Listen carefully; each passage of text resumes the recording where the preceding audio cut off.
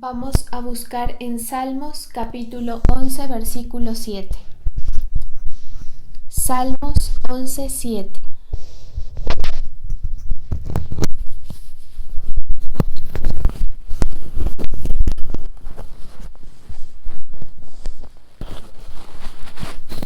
Salmos 11, 7. Porque Jehová es justo y ama la justicia. El hombre recto mirará su rostro. Gracias, Señor Jesús. Nuevamente estamos en tu presencia, Señor, dándote la gloria y la honra por tu bondad, por tus misericordias, porque tú no abandonas la obra de tus manos, tú no abandonas el proceso, Señor. Tú sigues edificando a tu iglesia, Señor. Yo te pido, Señor, que tú hables conforme a nuestra necesidad, que te muevas, Señor, con tu Espíritu Santo en medio de nosotros, en el nombre poderoso de Jesús. Amén y amén. La palabra de Dios para todos dice: en cambio el Señor es justo y ama la justicia. Los honestos serán sus amigos. La Nueva Versión Internacional dice: justo es el Señor y ama la justicia, por eso los íntegros contemplarán su rostro. Bueno, esta es una palabra, un salmo que describe la característica de Dios y que nos enseña cómo es Dios en cierto aspecto, ¿sí?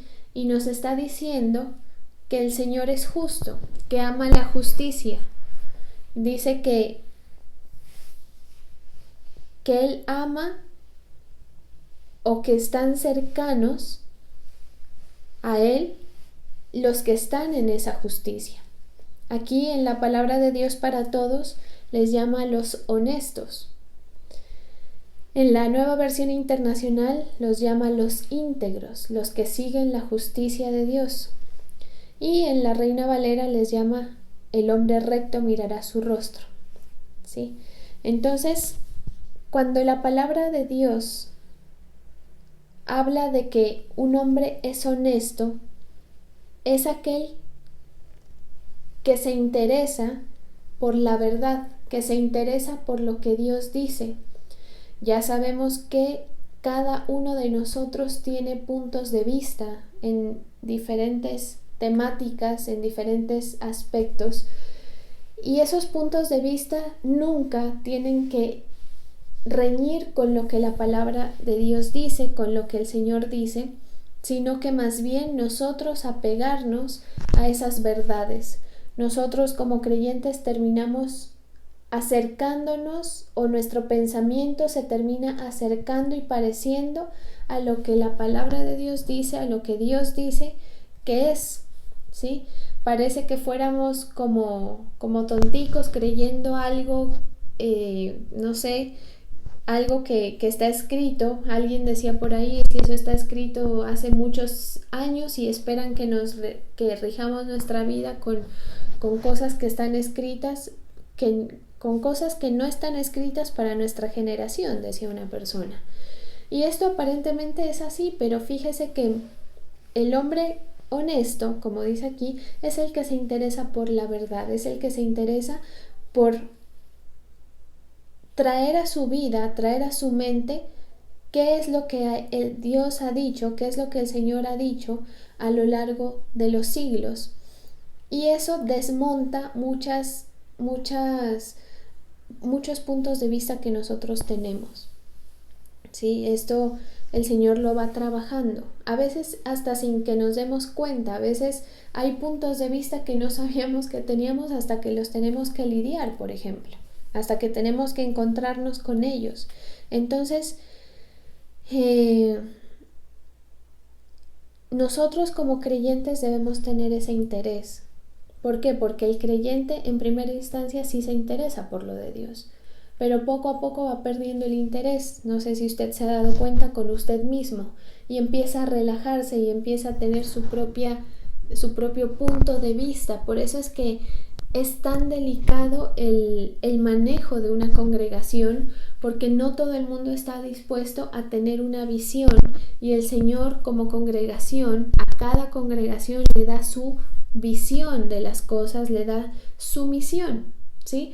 A cada congregación el Señor le da su trabajo, su tarea, pero formados en la verdad, formados en lo que Él piensa, no solamente en general, sino en lo que Él piensa de nosotros y para nuestra generación, porque la palabra del Señor sí es escrita y es lo mismo si lo lee alguien en la China y es lo mismo si lo lee alguien aquí, es lo mismo si lo leyeron hace años, hace siglos y es lo mismo si lo leemos ahora, pero el Señor con cada generación tiene su propósito y la revelación puede ir cambiando según el propósito que el Señor tenga.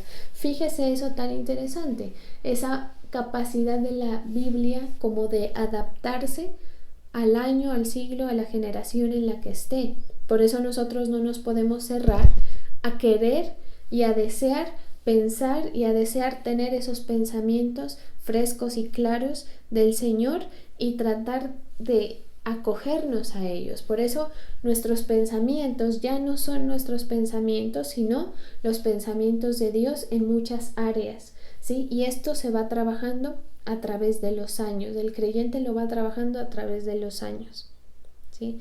Hay una expresión que se me viene en este momento que dicen que la dicen los músicos duros, los músicos profesionales, y tienen la expresión de que hay gente que miente cuando toca. Usted sabe que la música es un lenguaje, ¿no? Y se lo entiende como un lenguaje más, como una manera de expresar más. Y estos músicos dicen, no, ese está mintiendo. Es como decir, ese no sabe lo que está haciendo. Está tocando algo y aparentemente suena, pero no sabe ni siquiera de dónde viene lo que está tocando. O está haciéndose, cuando por ejemplo un músico se hace el virtuoso y pasa muy rápido por las notas, pero en esas notas hay errores que al oído normal, digamos, de una persona normal no se alcanza a percibir, puede hasta sonar bonito, pero que ante el músico profesional se dan cuenta y dicen, no, ese está mintiendo. Entonces, ¿por qué se me viene eso? Porque eso de estar mintiendo es como vivir engañados. Y mire, cuando nosotros vivimos con nuestras formas de pensar, todos, porque cada uno tiene la suya, yo aquí lo que voy a decir es que todos estamos engañados en algún punto, ¿sí? Yo no voy a decir alguien tiene la manera de pensar correcta, porque nadie la tiene. La palabra es la justicia, la palabra es la verdad, ¿sí? Entonces, todos nosotros, cuando no tenemos en cuenta la palabra y hablamos y vivimos conforme a una manera de pensar, es como si estuviéramos mintiendo, porque no tenemos ni idea de lo que estamos hablando, no tenemos ni idea, no tenemos entendimiento de lo que pasa a nuestro alrededor, ni siquiera tenemos el entendimiento de cómo opera nuestra propia vida, hasta físicamente hablando, ¿sí? Su propio cuerpo, ni siquiera eso lo entendemos. Entonces, nosotros somos un grupo de personas que nos queremos acercar a la realidad, a la verdad, ¿sí? Y el acercarnos a esa realidad nos prepara. Mire, estamos leyendo Salmos capítulo 11, versículo 7. Vamos a leerlo desde el primer capítulo. Dice, en Jehová he confiado. ¿Cómo decís a mi alma que escape al monte cual ave? Porque aquí los malos tienden el arco, disponen sus saetas sobre la cuerda para asaetear en oculto a los rectos de corazón. Si fueren destruidos los fundamentos, ¿qué ha de hacer el justo? Jehová está en su santo templo. Jehová tiene en el cielo su trono, sus ojos ven, sus párpados examinan a los hijos de los hombres.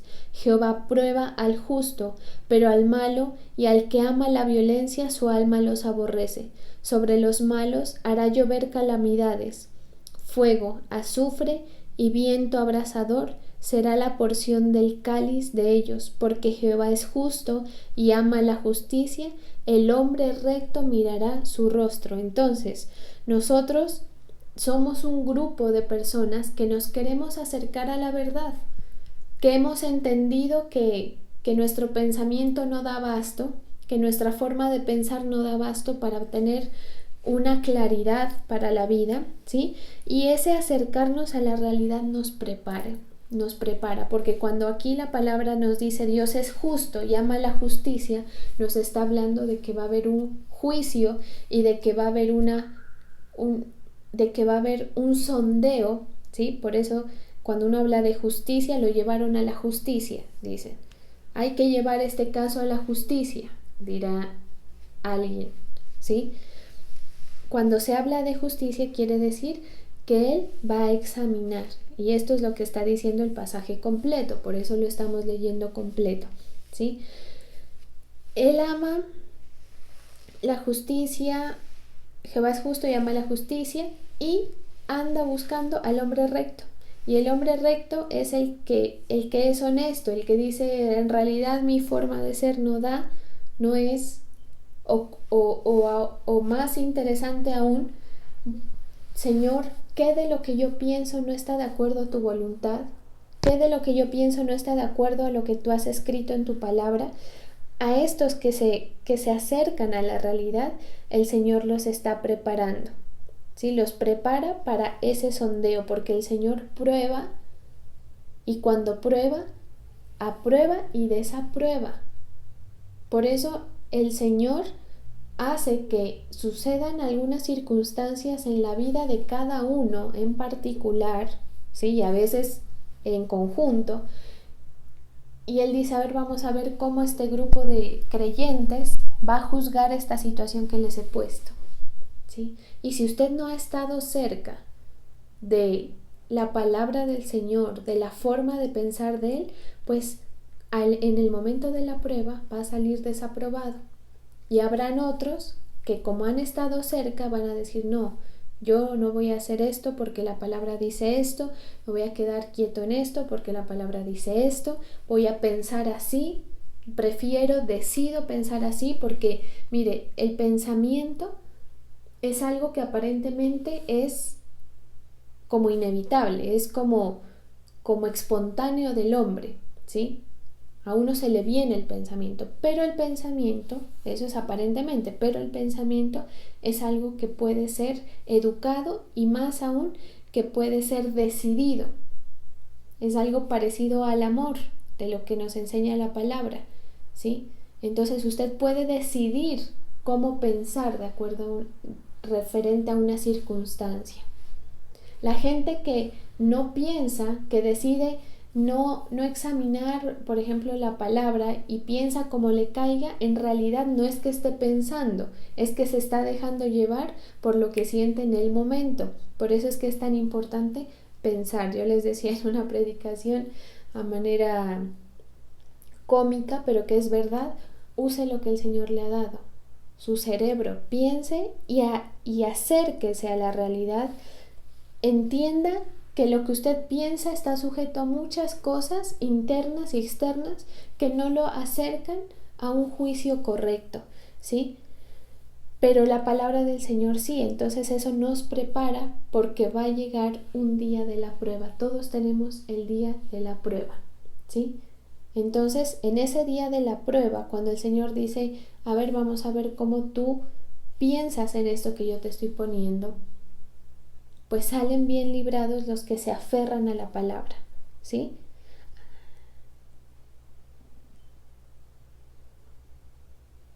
Porque la realidad de la vida, la gente la mira de muchas maneras, pero la realidad de la vida es una, y es como la ve Dios, ¿sí? Entonces, si usted es consciente de la realidad de su vida, puede tener acción frente a eso, ¿sí?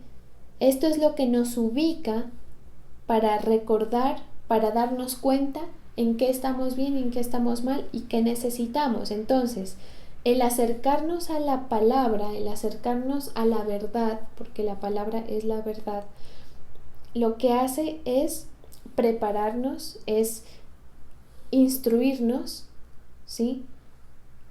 Exhortarnos, llevarnos a tal punto de adiestramiento de que cuando el Señor nos diga, a ver, tú piensas como tú o piensas como yo, usted salga bien librado, porque esto es así, a esto se refiere cuando la palabra dice el Señor ama la justicia, el Jehová es justo, el Señor es justo, ama la justicia, y solamente los íntegros contemplarán el rostro. Entonces solamente aquellos que el Señor encuentra íntegros, aquellos que el Señor encuentra honestos, es decir, aquellos que el Señor encuentra que se han acercado a su verdad, el Señor los atrae.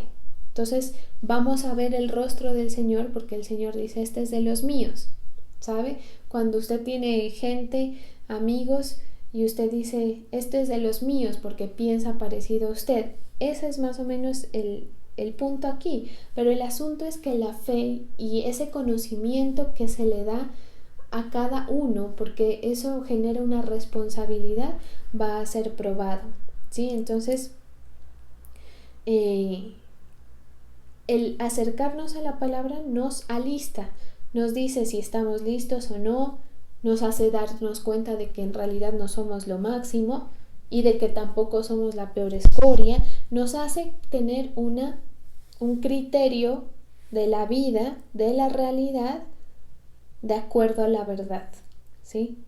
Nos hace tener un criterio de la realidad, no de la realidad subjetiva, sino de la realidad objetiva, ¿sí? Entonces, sale aprobado el que está cerca de la verdad, porque el que está cerca de la verdad es justo, eso dice la palabra.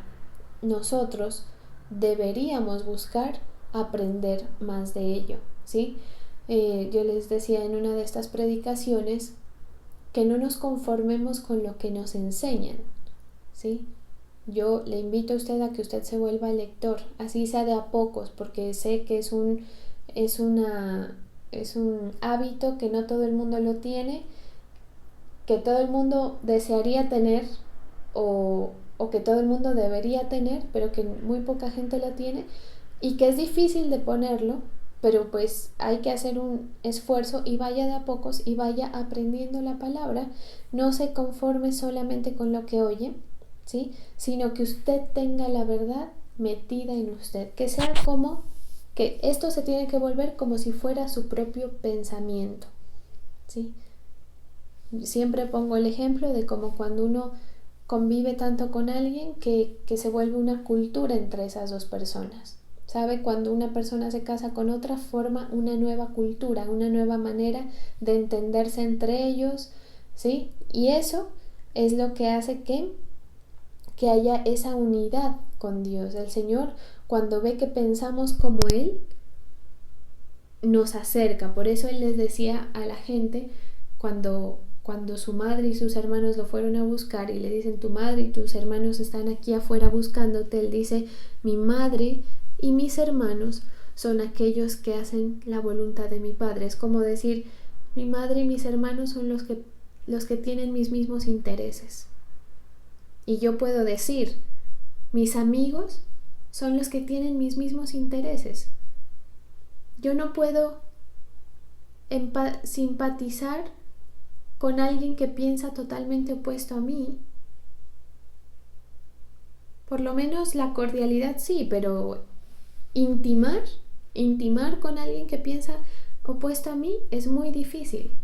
Usted lo sabe, sale uno discutiendo siempre.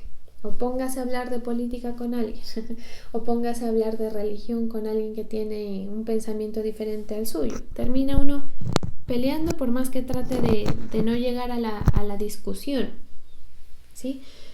Eso sucede con el Señor. Entonces usted vaya viendo y sabe cuál es una buena manera de ver con quién usted se junta. ¿Cuáles son los intereses de las personas con las que usted se junta? Si esas personas con las que usted anda también tienen interés en conocer al Señor, pues bien, ¿sí? Pero si usted ve que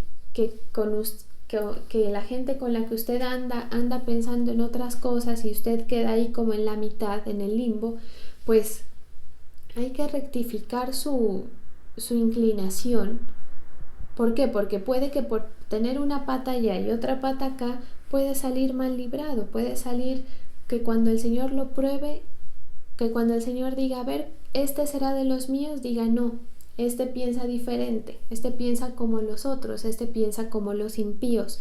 Hay mucha gente, mucho creyente, mucha persona de iglesia que piensa igual a un impío, ¿sí? Y usted se los va a encontrar en todas partes. Gente que aparentemente vive con los principios bíblicos, pero vive y piensa y simpatiza y está de acuerdo con cómo viven los impíos. Entonces ahí uno se va dando cuenta. ¿Y por qué esto es importante?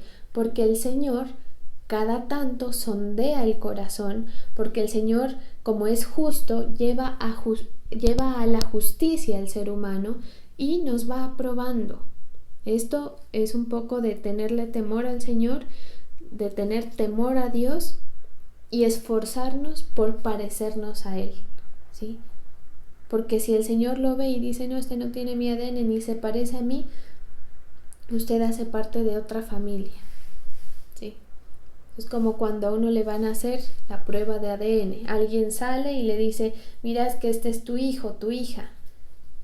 Y entonces esa persona dice, ¿será? A veces uno mira al hijo y dice, no, pues no lo puedes negar. Así quisieras negarlo, así digas que te vas a hacer la prueba del ADN, no puedes negar que es tu hijo porque es igualito a ti. Así somos cuando en realidad nos parecemos al Señor. Usted le dicen, ¿será que este es parecido a Dios? ¿Será que este es parecido a Cristo? Lo ven y dicen, no, pues es el mismo. ¿No le ves esa nariz, esas orejas con las que nació? Pero hay otros a los que el Señor dice, a ver, este está como dudoso, pues a ver, vamos a hacerle la prueba de ADN. Y quién sabe qué ADN le salga, ¿sí? Entonces, sale aprobado el que está cerca de la verdad, el que se deja impregnar del pensamiento de Cristo, que es la verdad para la humanidad, ¿sí? Y esto es algo que aparentemente da un poco de temor, ¿verdad? Pero mire que el Señor es bueno. El apóstol Álvaro enseñaba y decía, el Espíritu Santo anuncia muchas cosas, es decir, Él nos va dirigiendo. Cuando usted tiene el interés, cuando el Señor encuentra en usted la fe, el interés por, en este caso, con esta temática que estamos hablando de parecerse a Él, el Espíritu Santo le va haciendo ver cuando estamos bien, cuando estamos mal. Es decir, Él está ahí viéndonos y guiándonos. Mientras usted no se ponga a hacerse el de la vista gorda o a amar más a otras cosas, pues en algo usted se va a terminar pareciendo, ¿sí? Porque mire, lo que es el ADN, o usted sabe, lo que es la familia, eso está, mejor dicho, así usted lo quiera negar, usted tiene las características de quien lo procreó, ¿sí? Entonces, de esto se trata. ¿Quién está dentro de ti? ¿Quién está en tu ADN? ¿Tienes el ADN del impío?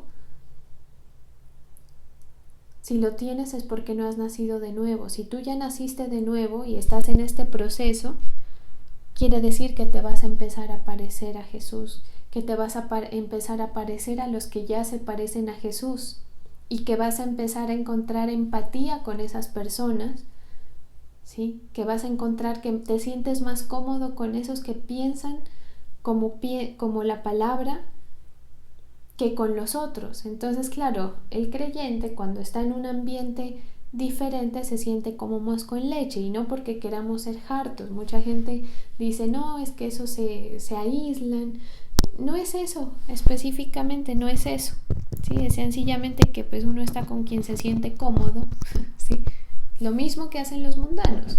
Traiga a un mundano a una iglesia, se le nota pues que no está del todo en su salsa, lo mismo sucede, pero el Señor le gusta mirar qué hay en el corazón, si nosotros somos de Él o no somos de Él. Entonces en esa prueba hay dos opciones: salir aprobado, salir en esa prueba de ADN positivos como hijos de Dios, como personas que nos parecemos a Él, o negativos como personas que nos parecemos a cualquier otra cosa, al mundo, a su familia, lo que usted quiera, ¿sí? Y eso es lo que dice, por eso estamos leyendo desde el primero, ¿sí? Porque mire, dice: en Jehová he confiado. ¿Cómo decís a mi alma que escape al monte cual ave? Porque aquí los malos tienen el arco, los malos tienen lo suyo, ellos disponen, eso es lo que está diciendo, tienen el arco, disponen sus saetas sobre las cuerdas, o sea, ellos piensan por sí mismos, ¿sí?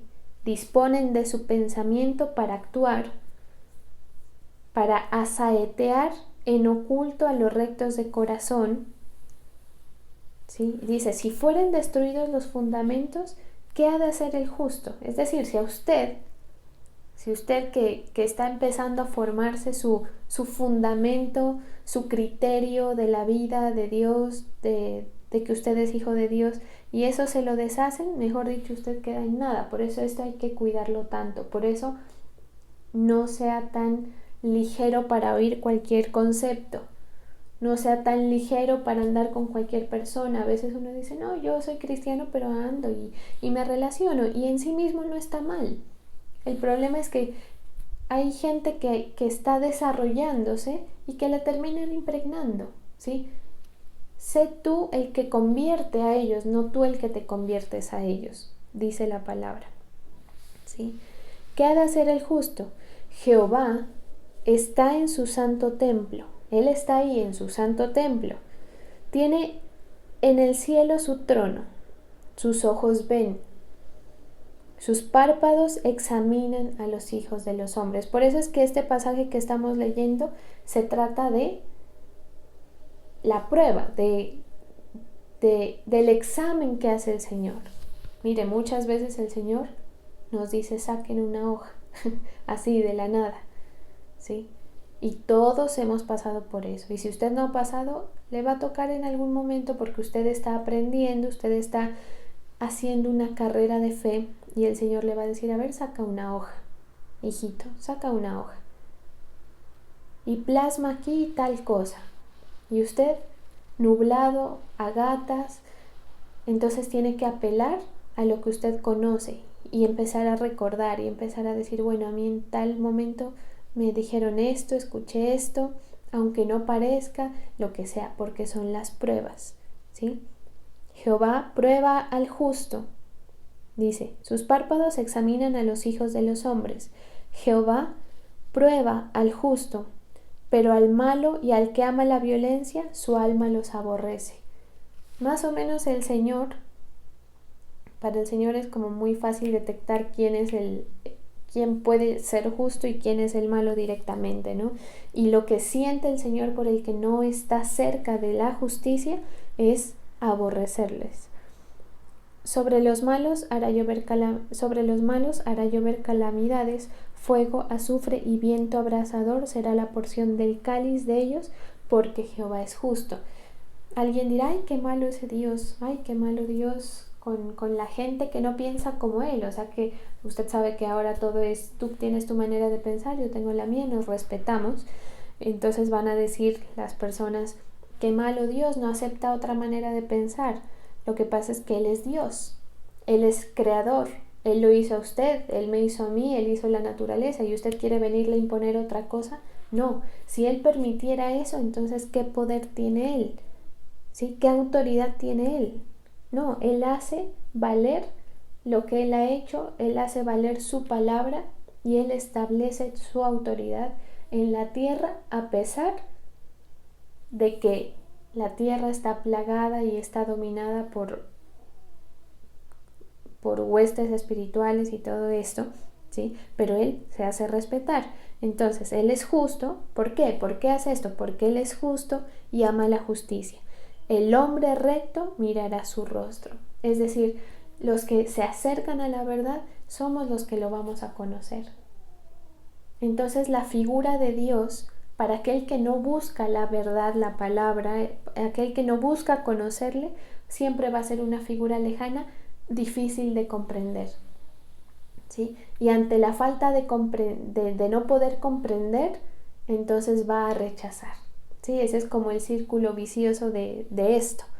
Pero el punto aquí es que el Señor te está llevando por un proceso, me está llevando por un proceso, y uno tiene que procurar tener esas palabras frescas aquí, como en una universidad, que cuando le toque usarlas, usted las tenga. Que cuando le toque ejercerlas, que cuando usted diga, me toca ejercer la confianza, la tengo aquí. Es una prueba, es dura, pero la tengo aquí, la saco. Me toca ejercer la generosidad, por ejemplo. Bueno, yo no he sido generoso en mi vida, pero bueno, vamos a darle, y ya lo aprendí, lo tengo aquí, lo saco. Voy a ejercer el perdón, ¿sí? Lo tengo aquí, a cada uno el Señor lo prueba de acuerdo a su soberanía, a su providencia, a lo que Él mira, al propósito, a muchas cosas, pero Él trabaja de esa manera, fíjese. Y ese pasaje tan corto y tan bonito nos dice tanto. Él es justo, Él ama la justicia, el hombre recto mirará su rostro, ¿sí? Palabra de Dios para todos. El Señor es justo y ama la justicia, los honestos serán sus amigos. Por eso es que pongo el ejemplo de la madre y de los hermanos, quiénes son sus amigos, ¿sí? Quiénes son sus allegados. La otra versión, nueva versión internacional.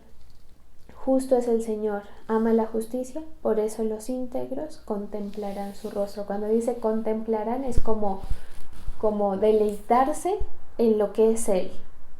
Mire, el Señor es muy celoso. Él no se da a los que no le anhelan, ¿sí? Y solamente los que anhelan la verdad y los que anhelan acercarse a Él pueden contemplar su rostro. Contemplar su rostro significa, haga de cuenta que yo tengo, bueno, no tengo nada así como bonito, pero bueno,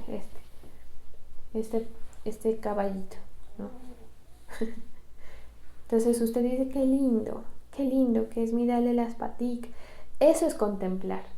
Ay, qué lindo, quedarse como perdido en las cosas buenas de Dios, ¿sí? Es como decir, wow, o sea, qué grande. Esto, pues obviamente qué, ¿sí? Pero es como decir, wow, qué grande. O sea, es como decir, te conocí, Señor, te estoy conociendo, qué profundo, qué amplio, qué bueno que eres, qué generoso que eres, qué protector que eres, qué proveedor que eres, porque usted lo tiene que conocer al Señor en muchas facetas.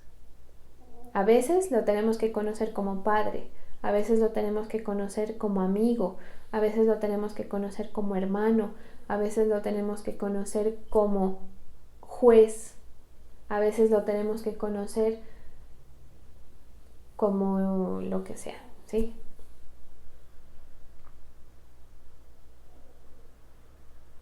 Él hasta como un león se presenta, ¿sí?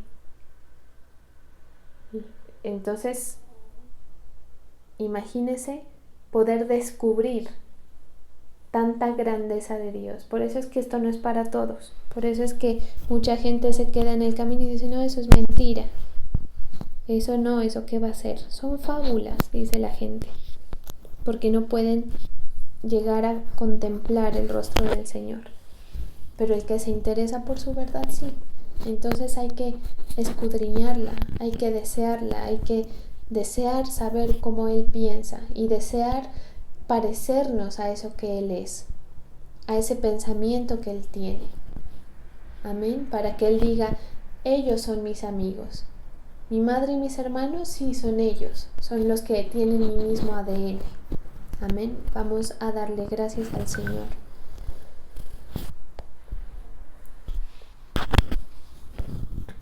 Gracias, Señor.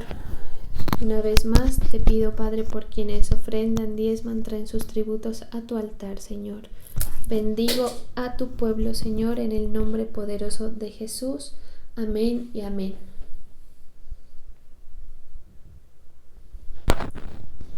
Vamos a continuar con la ministración.